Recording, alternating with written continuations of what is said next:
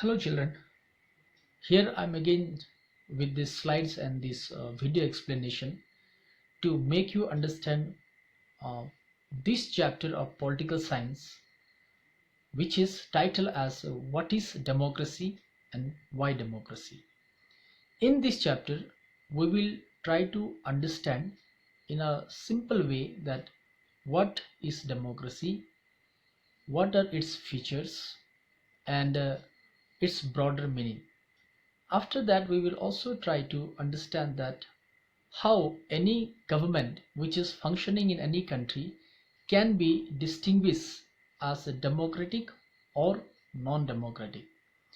So let us begin the chapter with the note that what is democracy.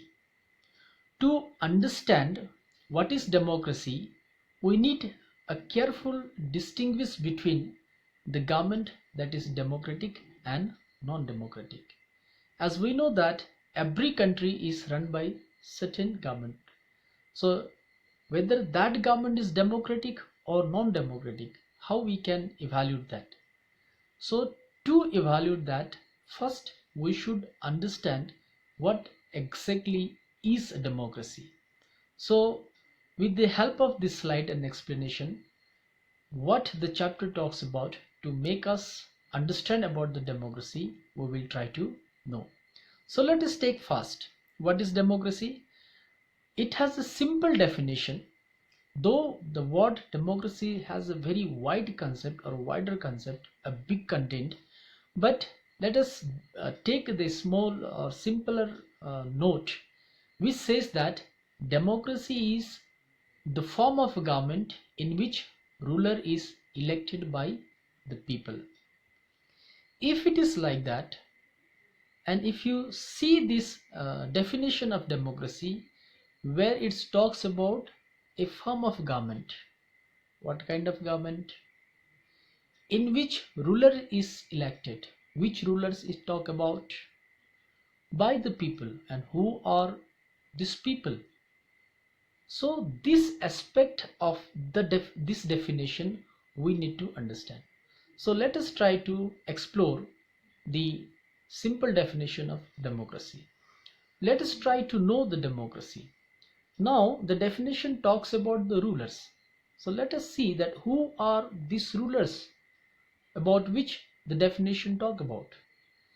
These rulers are those who are elected to hold the powers. In democracy, whoever come in power, they did not come in a hierarchy basis or in kinship traditions. They come in power by the election process, and they only able to hold the power who are elected. So this is what this kind of rulers the democracy talks about. Another, who should elect them? Now some group of people who come to hold the power, they need to be elected. And who should elect them? So those rulers should be elected by the people of the country. And how to elect? If they should be elected by the people of the country, then how to elect them? Is there any procedure? Yes. They should be elected based on democratic elections. That's why you might have seen every democratic country, it conducted a regular election in a regular interval of time. So if it is like that, what form of government is democracy? So it talks about the democracy is that form of government which perform its function within the limits of constitution without disrespecting people's right. So if you see the definition which talks about the democracy is a form of government in which rulers are elected by the people. Now with that point, when we try to understand the meaning of its definition exactly, then what we have come across? we have come across that who are these rulers? Those who are elected to hold the powers. Who should elect them? They should elect by the people of the country. How to elect? They should elect based on democratic elections, not in hierarchy basis, or not in based on the kinship. And what form of government is democracy? Democracy is that form of government which perform its functions within the limits of constitution without disrespecting the people's right. So this definition, it exactly explain all these things which we have discussed just now with the help of this slide. If it is a definition of democracy, then any country which has a government, whether that government is democratic or non-democratic, how to evaluate? To evaluate that, there are certain features of democracy. And what are these features? These features are as follows, as we are going to discuss in this slide and the next one. But before going to explain about the features of democracy, let me explain that it is not necessary that if any government is elected by the people through the democratic elections manner to hold the power, they are really democratic in nature. Let us try to understand when we are going to call any country or any government as a democratic government. So first features to understand this note is what? In democracy, the major decisions are taken by the elected leaders.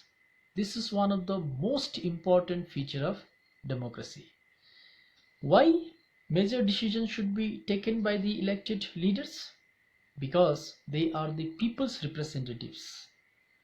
What happens if these decisions are not taken by the elected leaders? So to understand or to explain this particular point, the text talk about the military coup that is led by General Musharraf in 1999, which through the elected government and passed referendum in 2002 and declared himself the president of Pakistan. So that cannot be called as a democratic form of government. Though people say that Pakistan is a democratic country, but what happened exactly on 1999 when Pervez Musharraf led the military coup expeditions and removed the people's elected government and passing the referendum in 2002 and declared himself as a president. It means Musharraf was not elected by the people of its country. Even then, he held the power. So, when such persons come and hold the power and take a decision, this decision cannot be a democratic decision. It cannot be accepted as a democratic decision in the context of democracy. So in democracy, what kind of decisions is counted as a democratic decision? When these decisions are taken by the elected leaders of that particular nation. Any nation, it may be Pakistan, it may be India, it may be United States of America, any nations. Okay, so first important feature of democracy is what? As you can see on the slide, that is major decisions are taken by elected leaders. So let us move to the another important features of democracy, that is free and fair elections. Democracy enhance or it talks about when rulers are elected through the democratic elections. that elections should be free and fair. And to make us understand or explain this point, a example from Mexico is taken. Do you know, in 1930, Mexico gained its independence. Since then, the Institutional Revolutionary Party, they were ruling the Mexico. Since the independence, this party, so-called Institutional Revolutionaries Party, never lost an election, though it has criticized for its dirty tricks used in election. Therefore, despite opposition contest and election, it never able to victorious. It means in Mexico, though elections were there, but these elections were not conducted in free and fair manner. The ruling party, to gain the majority, they have taken all sorts of possible advantage from their side, and that's why no opposition party, though they contest the election, able to victorious. So any country where we find that elections are not conducted in free and fair manner, we are not supposed to call that as a democratic country, or it is against the idea of democracy, because democracy says that the the process by which the rulers are elected, it should be free from any kind of malpractices or dirty politics. So this is another features of democracy. Now let us move to the another. Democracy talks about one person, one vote, and one value. It means whoever the people living in the country, they should have one vote, they should have the same value. Means in many cases we have seen this right to elect the rulers, these rights has to be given to the people, and every people, they have a voting right, and each vote has the same value. Let us take the example of Saudi Arabia. Until 2015, in Saudi Arabia, women did not have a voting right. So if any country which is not allowing any of its citizens to cast their vote in the process of election or to elect its ruler, it means it is ignoring the idea of democracy. Let us take another example from Estonia, which has made such a citizenship rule in which the people belonging to Russian minority find difficult to get the right to vote. So this is also what one kind of discrimination that has been seen. If you take the case of Fiji, the electoral system is such that the vote of an indigenous Fiji has more value than that of Indian Fiji. Whereas what democracy talk about, it talks about one person, one vote, one value. It means whatever the person, whoever the person, they should have a voting right, and each vote has the same value. So in democracy, each adult citizen must have one vote, and each vote must have one value. This is the another feature of democracy. If these features of democracy somehow get disrespected, and if it is not followed, we cannot call that as what a real democracy, or we cannot call that as a good democracy is practiced in any country or in that country. Let's move to the another, that is rule of law and respect for right. Democracy always talks about the law and respect for the right. It means the law and the rights, it is never ignored in democracy. Somehow, if the law and the rights of the people or of the constitution is being disrespected by any government, then we are not going to call that as a democracy.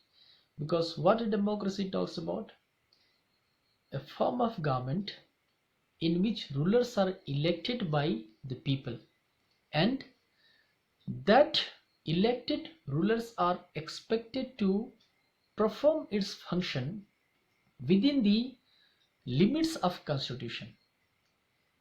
If any government is not respecting the law, not respecting the rights of the citizens, then we cannot call that government as a democratic government, because the laws are those rules and regulations according to which any country is governed, and the rights are those claims which is given to the citizen by the Constitution of India, or by the Constitution of India, or any country you take, any country you take.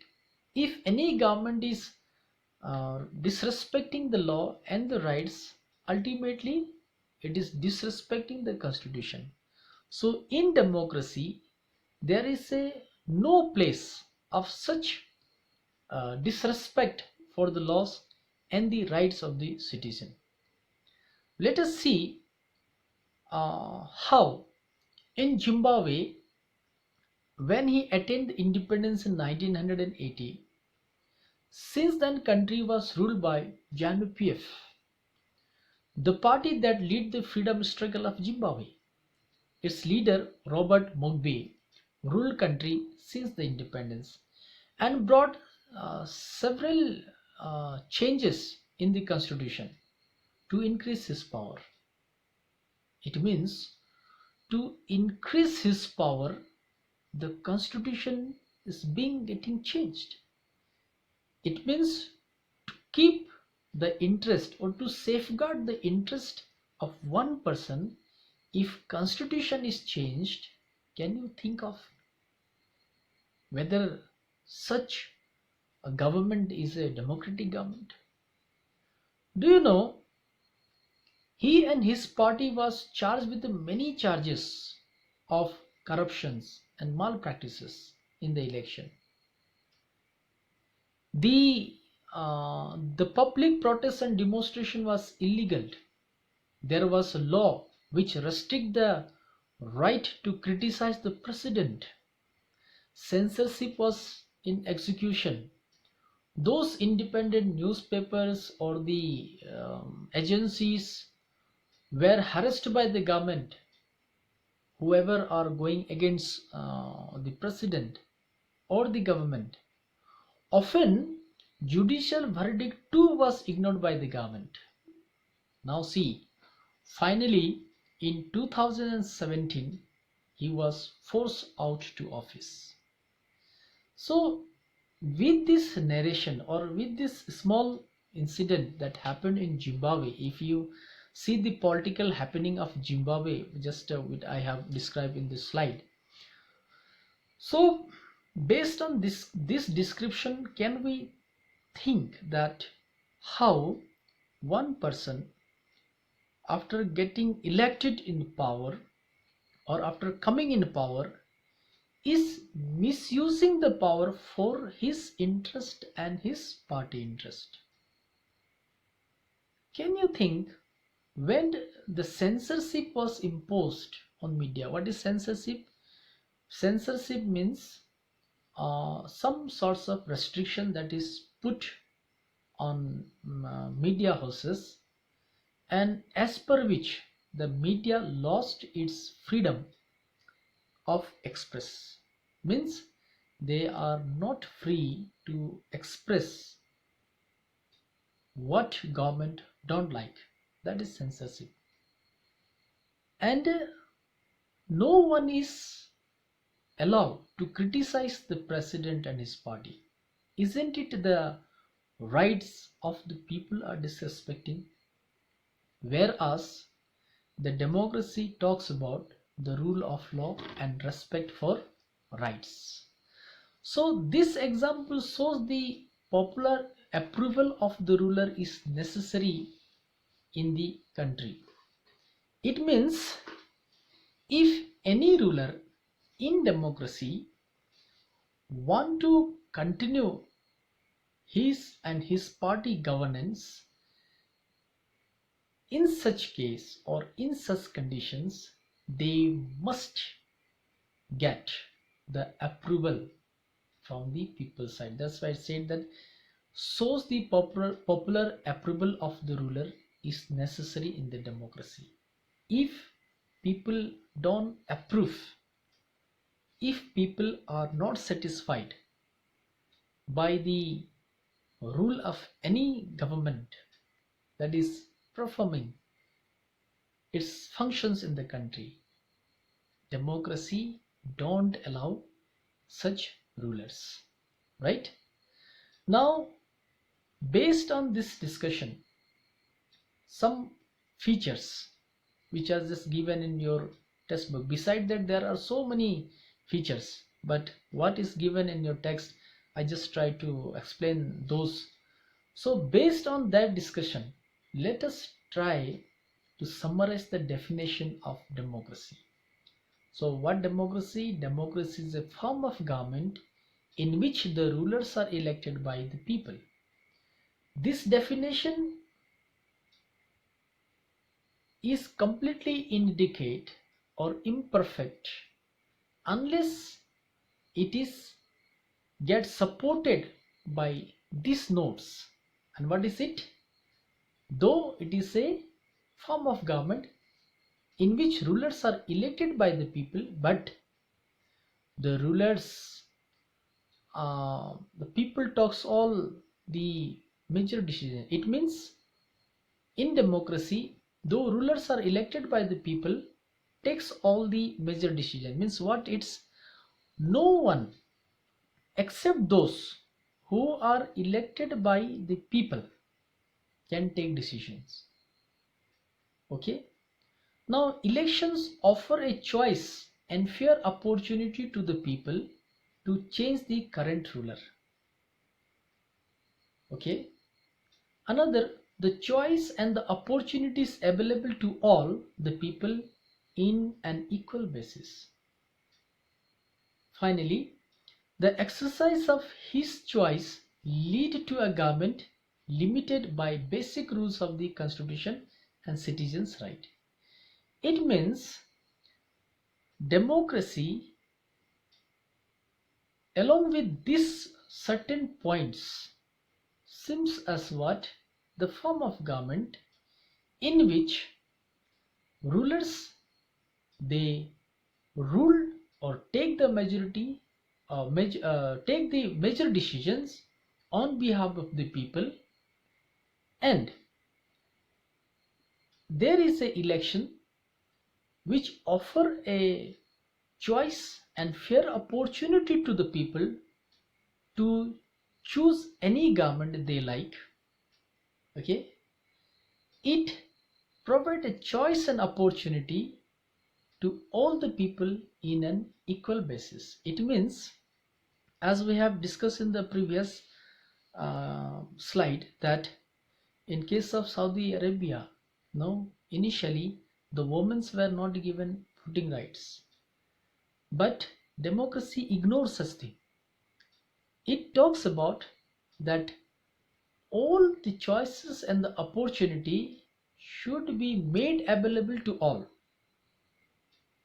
That's what the exact meaning of democracy. And in the case of Zimbabwe, we have seen that when the president, the Mugabe, when he tried to disrespect the law, when he tried to disrespect the rights of the citizen, then ultimately what happened, he was thrown out from his position. So democracy, along with these notes, gives a exact meaning what it is defined in its definition. Clear? So this is first segment of the chapter where we just try to understand what is a democracy and what are the features of democracy, taking some examples of different country which is given in your text. Now let us move to the another segment. If it is if that what we all discuss is democracy, then why democracy? Why we should have a democratic form of government? So let us see. It is said that a democratic government is better because it is more accountable form of government. Why we should have a democracy? Every government, they have some weaknesses, they have some strength. But if we compare present world and the governance based on so many discussions, so many evaluations, it is said by the political thinkers and in our day-to-day life also, the kind of um, accountability democratic government maintain, rest of the government can't maintain that. So why democracy? Why we should have a democratic form of government? Because in compared to the other form of government, democratic government is seem more accountable. Now what is accountable? Accountable means where it is answerable to the people, to opposition, to various institutions. They cannot ignore their uh, they cannot ignore their uh, responses. So that's why another aspect, democracy or this form of government is responding to the need of the people. If you see in certain cases like famine of China, if you see in early days of 50s, then you will come to know that at the time, economically, if you compare India and China, somewhere China seems more established in its economy compared to India. But when famine hit the China, and later in the 70s and the 80s in India, then Indian government managed that situation very positively up to great extent. In a very successful manner, it managed that crisis. Why? Because we had a democratic form of government and we are a democratic form of government, and democratic form of government respond to the people needs in compared to the other form of government. As we see that in China is a communist form of government, no doubt it too take care of their people interest. But if you see and if you contrast these two form of government, then people care and their interest are seems taken more in democracy. And democratic form of government is answerable to every of its citizens, whereas such aspect or such response we cannot expect in other form of government, right? So this is one of the reason why we should have a democratic form of government. Another point why we should have a democratic form of government, it says that democracy improves the quality of decision making. Means the decision making is more suitable or more adequate in democracy compared to the any other form of government. And what is the reason behind it? So some of the points I have just come come with in this slide. These are: in democracy, decisions are always taken after consultation and discussion. And do you know these decisions are not only taken consulting with some group of people of the party. In democracy, these decisions are taken with those also who are not in power. The government, they take decisions, but here those who are not in power, they are called opposition. Their decisions too are taken. That's why it says that the quality of decision making seems far better in democracy compared to the rest of the government. The involvement of opposition in decision making thought kept the government alert by pointing out the mistakes of the government. In democracy, when any decision is taken, that decision alone cannot take by those group of people who are in power. They must take the opposition also in confidence. And when any decision is taken along with the opposition, then they will be pointing the government in their loopholes. If any imperfection is there in that decision making, then surely opposition will try to catch the neck of the government or those who are in power. And ultimately, in this way, it keeps the government in check and balance position.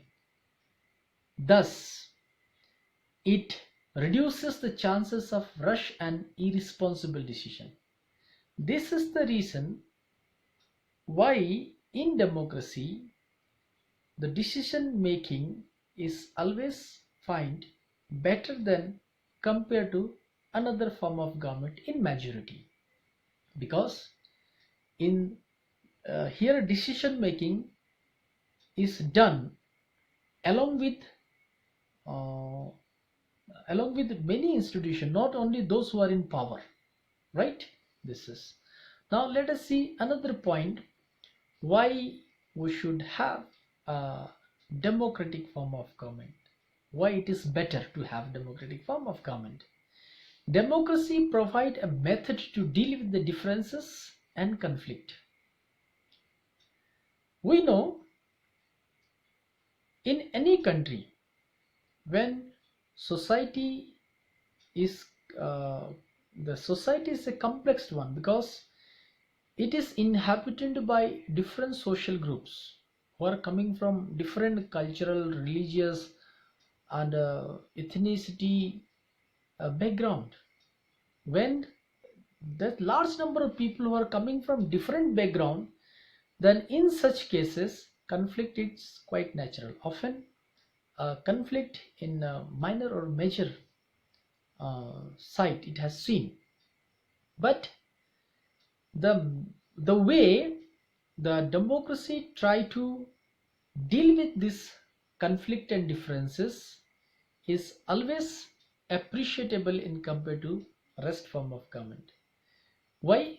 Because democracy deal with all the existing differences with peaceful negotiation and solutions. It don't go in very harsh type of decision or solving the problem. And why it is? Because in democracy no one is permanent winner or loser. Today who are in power, they may lost their power tomorrow or in the next election. So this is the beauty of democracy. Hence it able to bring all the people from diverse background in one system of governance with a great deal of acceptance for the government. Discrimination is seen very less in this form of government. Why? Because no one is permanent here. That's why we should have democracy. Then another point why we should have democracy, then chapter talks about the democracy enhances the dignity of citizen. In democracy, no matter from what background person comes or with what status he lives in the society, whether he is educated or not, whether he is rich or not, whether they are coming from any other differences. So democracy try to treat all the people with the principle of political equality, not the social status, with the principles of political equality. Now, what is the meaning of with the principle of political equality? Here, what constitution talks about the people? It means in democracy, all the citizens who are coming from any kind of background, it gives similar right and liberties, opportunities to its citizens in democracy. That's why when all the people they enjoy same kind of rights, same kind of liberty, same kind of opportunity, and if they are treated with the principles of equality or political equality, then there is a very less chance of feeling ignorant by any group of people.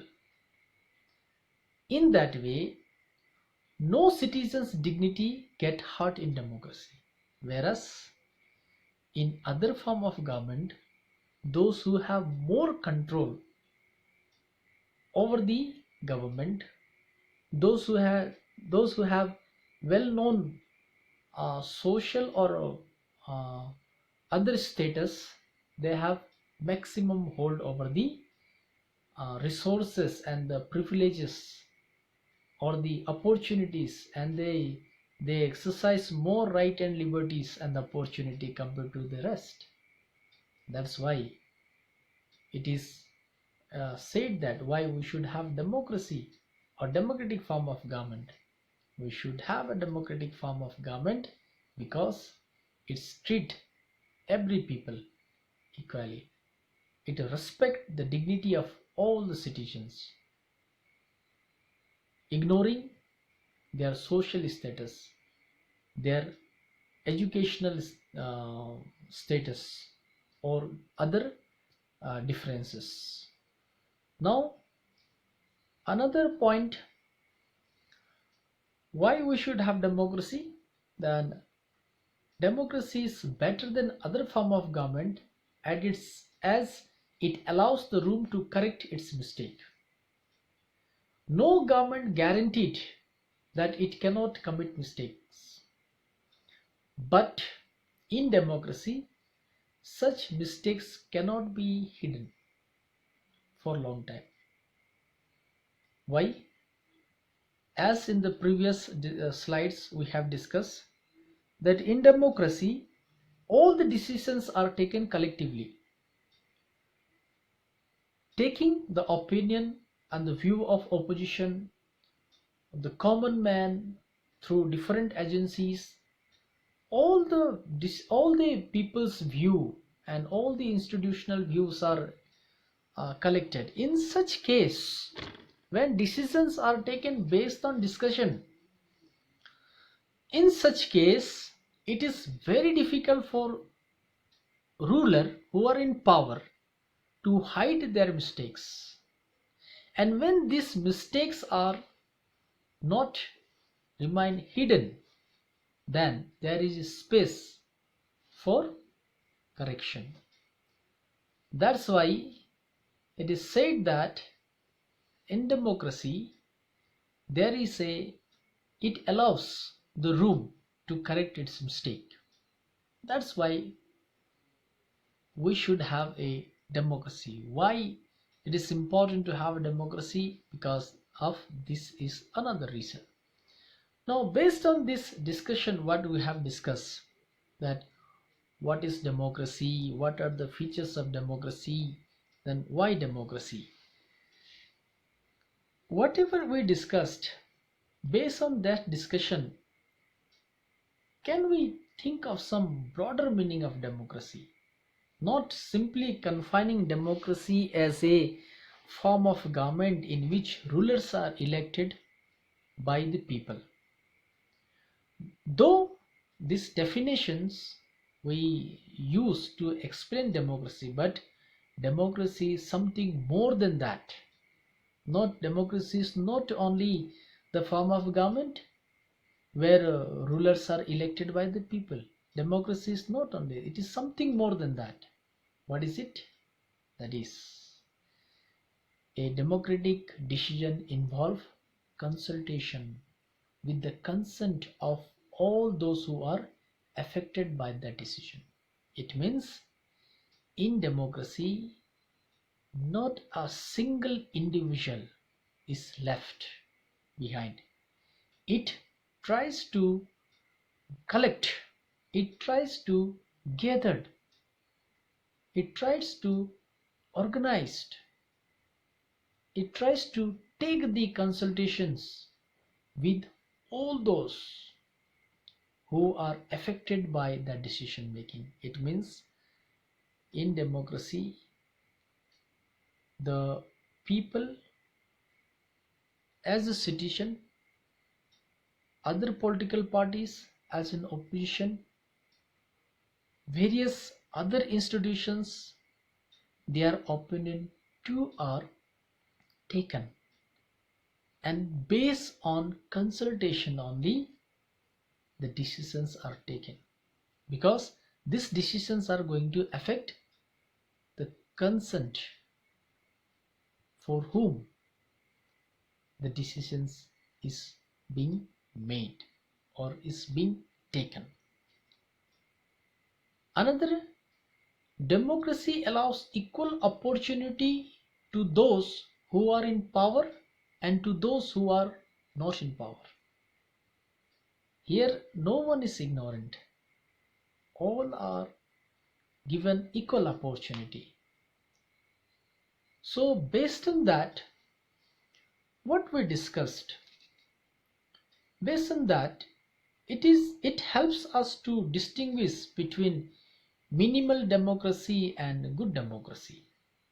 We cannot say that the democracy everywhere or all the time seen as with a very positive note.